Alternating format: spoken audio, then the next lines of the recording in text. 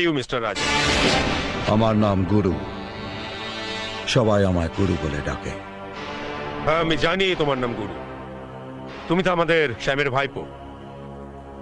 তো নাও, বলো কি বলতে চাও। অবশ্য অবশ্য তুমি যদি কোনো সাহায্য আমার কাছে চাও, তুমি বলো, আমি তোমাকে সাহায্য করতে এই, পারি।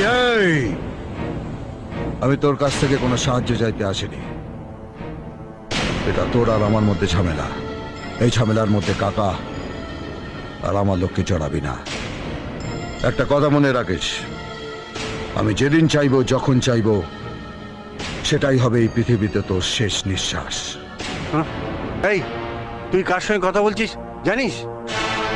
একটা জানোয়ারের সঙ্গে কথা বলছি। ওয়েট ওয়েট ওয়েট, তোমাকে দেখে মনে হচ্ছে যে এই যুদ্ধক্ষেত্রে তুমি নেহাতি একজন শিশু।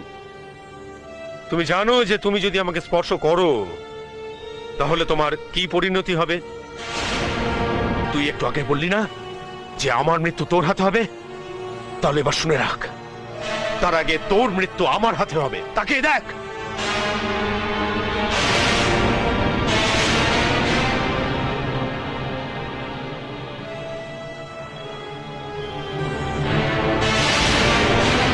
কেদারনাথ, এ লড়াই তোর আর আমার লড়াই। যদি ক্ষমতা থাকে, সাহস থাকে, তো মোকাবিলা আমার সাথে কর।